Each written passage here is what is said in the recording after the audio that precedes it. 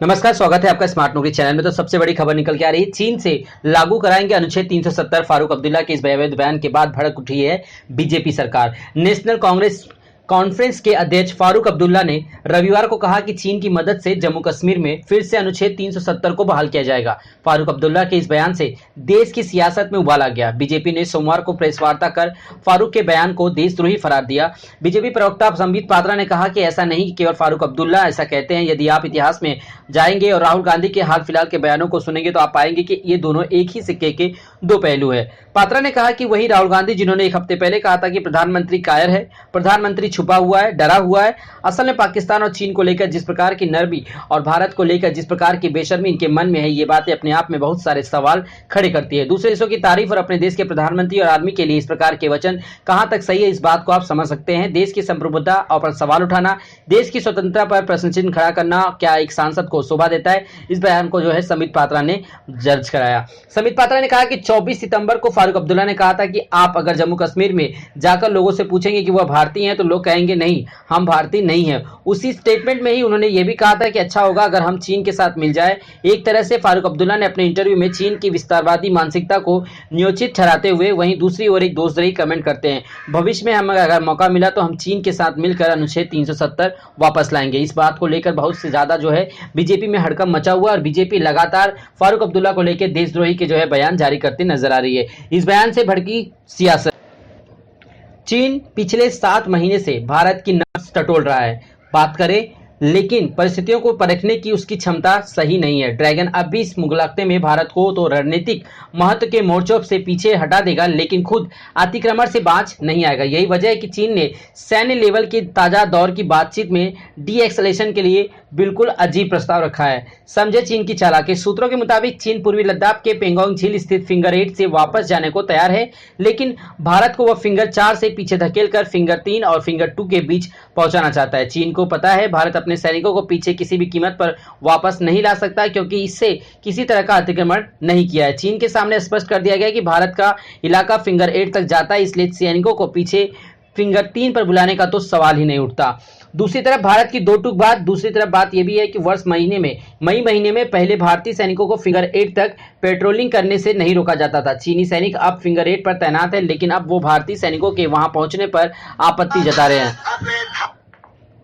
चीन के लगातार बदले रुख के कारण अब भारत का उस पर एतबार भी नहीं रहा। भारत को संदेह है कि अगर वो अपने सैनिक थोड़ा पीछे कर ले तो क्या चीन को पीपल्स रिपब्लिकन आर्मी यानी पीएलए के फिंगर 8 तक सीमित रहेगी। तो लगातार भारत और चीन के बीच विवाद बढ़ता जा रहा है और अभी तक दोनों ही देशों के बीच वार्तालाप को 7 महीने हो गए, लेकिन अभी तक कोई भी हल निकल नहीं आया। अब भारत और चीन के बीच नॉर्थ बैंक की पैकेज डील हो रही है। इसके तहत भारत ने चीन से कहा कि दोनों देश पेंगोंग झील से क्रमशः दक्षिण और उत्तरी छोरों से अपने अपने सैनिक वापस बुला लें, लेकिन चीन का इरादा कुछ और है। उसने स्पांगुर से लेकर रिचिनला तक पूरे दक्षिणी छोर से रणनीतिक स्थानों पर तैनात भारत के सैनिकों से बहुत चुभ रहे हैं, लेकिन उत्तरी छोर पर अपने सैनिकों का जमावड़ा उसे अच्छा लगता है। दरअसल भारत ने इसी अगस्त में पेंगोंग झील के दक्षिणी किनारे के कई महत्वपूर्ण स्थलों पर मोर्चाबंदी कर ली। इसके चीन बौखला उठा। उसके चीनी सैनिक उन जगहों तक पहुंचने की कोशिश करने लगे भारतीय सैनिक जहां पे अड्डा जमाए हुए हैं। भारतीय सैनिकों ने जब हवाई फायरिंग की तो पीपल्स यानी पीएलए के सैनिक वहां से भाग खड़े हुए। ऐसा 4 बार हो चुका है।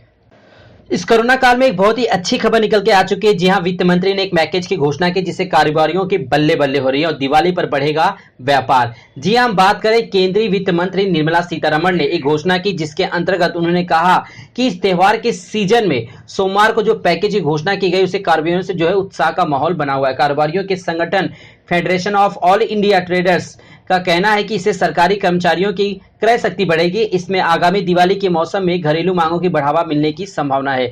कुछ हद तक बढ़ेगा व्यापार। कैट का कहना है इस देश का भर का व्यापार वित्तीय समस्याओं से उलझा हुआ है, ऐसे में यह कदम व्यापार में धन के चक्र में वृद्धि लाएगा। कैट ने कहा कि प्रोत्साहन पैकेज देश के इस साल दिवाली के हिंदुस्तान दिवाली के रूप में मनाने में बड़ा योगदान देगा। इससे उम्मीद की जाती है कि पैकेज के द्वारा विशेष तौर पर घरेलू उपकरणों, बिजली और इलेक्ट्रॉनिक उपकरणों, रसोई के उपकरणों, एमएफजी उत्पादों, उपभोक्ता वस्तुओं, कपड़ा, रेडीमेड कपड़ा, मोबाइल मोबाइल, जूते और उपहार वस्तुओं का व्यापार बढ़ेगा। कर्मचारियों की क्रय शक्ति बढ़ेगी। कैट के राष्ट्रीय अध्यक्ष BC भरतिया एवं राष्ट्रीय महामंत्री प्रवीण खंडेवाल ने कहा कि त्योहार के मौके पर सरकारी कर्मचारियों के लिए LTC लाभों का नकद रूपांतरण तथा सरकारी कर्मचारियों को वर्तमान त्योहार सीजन से लेकर आगामी 31 मार्च 2021 तक सरकार द्वारा किए गए फेस्टिवल एडवांस को व्यय करने की घोषणा सरकारी कर्मचारियों की क्रय शक्ति को अधिक मजबूत करेगी। इससे यह पैसा बाजार में आएगा और व्यापार बढ़ेगा। भर्तियों और खंडेवाल ने कहा कि यदि राज्य सरकार भी केंद्र सरकार की इस योजना को अपनाती है तो अधिक पैसा बाजार में आएगा। यह अंततः मांग को अधिक मजबूत करेगा। तो यानी 10,000 रुपए का जो एडवांस जो देने की जो है घोषणा की गई, उससे काफी ज्यादा लोगों के बीच जो है खुशी का माहौल देखने को मिला और व्यापारियों के तो बल्ले बल्ले हो चुकी है। बात करते हैं इंटरनेशनल खबर की तरफ। उत्तर कोरिया के तानाशाह किम जोंग उन ने अपनी उस तरह की दुर्लभ घटना को याद करते हुए जनता से माफी मांगी। इस दौरान उनकी आंखों में आंसू आ गए। तानाशाह किम जोंग ने जनता से कहा वह कोरोना वायरस महामारी के दौरान अपनी जनता के साथ खड़े नहीं रह सके, इसके लिए माफी मांगते हैं। अपनी पार्टी के 75 साल पूरे होने पर आयोजित कार्यक्रम को संबोधित करते हुए किम जोंग उन भावुक हो उठे। किम जोंग उन ने अपने भाषण के दौरान माना कि वह उत्तर कोरिया के लोगों के विश्वास पर खरा नहीं उतर सके, इसके लिए वह माफी मांगते हैं। इतना कहते हैं कि किम जोंग ने अपने चश्मा निकाला और अपने आंसुओं को पोंछा। उन्होंने अपने पूर्वजों के महान काम को याद करते हुए किम ने कहा कि यद्यपि मुझे देश को चलाने की जिम्मेदारी दी गई है, लेकिन मेरे प्रयास और ईमानदारी मेरे लोगों की समस्याओं को कम करने के लिए पर्याप्त नहीं है। जो है उन्होंने कहा कि दैत्कार मिसाइल यानी हॉसिंग 15 को दुनिया के सामने पेश किया और भावुकता से भरे भाषण में किम जोंग उन ने दुनिया भर की जनता कोरोना के कारण परेशान है। उन्होंने दक्षिण कोरिया के साथ संबंधों को बेहतर करने की इच्छा जताई। इस कार्यक्रम के दौरान उत्तरी कोरिया ने परमाणु हथियारों में से लैस 22 पहिए वाली गाड़ी पर सवार दैत्याकर मिसाइल हॉसोंग 15 को दुनिया के सामने पेश किया। ये जो गाड़ी है यानी कि जो इस 22 पहिए वाली इस गाड़ी है, इस पे जो दुनिया के सामने जिसे पेश किया गया, विशेषज्ञों ने इसकी चेतावनी दी है कि यह मिसाइल अमेरिका के किसी भी कोने में हमला करने में सक्षम है। उत्तरी कोरिया के तानाशाह किम जोंग ने इस मिसाइल को पिछले दिनों अपनी सैन्य परेड में दिखाया था। विशेषज्ञों ने कहा कि यह मिसाइल दुनिया की सबसे लंबी मिसाइलों में से एक है। अब बात कर लेते हैं पुरस्कार के बारे में। अर्थशास्त्र के नोबेल पुरस्कार का ऐलान कर दिया गया है। 2020 में यह पुरस्कार पॉल और मिलग्रॉम और रॉबर्ट B. विल्सन की नीलामी के सिद्धांत पर और नए नीलामी प्रारूपों के आविष्कारों में सुधार कर लिया गया है। तकनीकी रूप से इसे Swedish Riksbank prize in economic science के मेमोरी ऑफ अल्फ्रेड नोबेल के तौर पर दिया जाना था। इस पुरस्कार की स्थापना 1969 में की गई थी और तब से इसे 51 बार दिया जा चुका है। इसे नोबेल पुरस्कारों में से एक माना जाता है। 2019 में MIT के रिसर्चर को दिया गया था यह पुरस्कार। पिछले साल वैश्विक गरीबी दूर करने की दिशा में शोध किए के लिए यह पुरस्कार मैसेच्यूसेट्स इंस्टीट्यूट ऑफ टेक्नोलॉजी के 2 शोधकर्ताओं और हार्वर्ड विश्वविद्यालय के एक शोधकर्ता को दिया गया। इस प्रतिष्ठित पुरस्कार के तहत 1 करोड़ कोरोना करीब 11 लाख अमेरिकी डॉलर की रकम प्रदान की जाती है। क्या है नोबेल पुरस्कार? स्वीडिश आविष्कार अल्फ्रेड नोबेल को 5वीं पुण्यतिथि से हर साल 10 दिसंबर को विभिन्न क्षेत्रों के में उत्कृष्ट योगदानों का नोबेल पुरस्कार वितरित किया जाता है। नोबेल ने विस्फोटक डायनामाइट का आविष्कार किया था। अपने आविष्कार के युद्ध में इस्तेमाल होने की वजह से वह काफी दुखी हुए थे।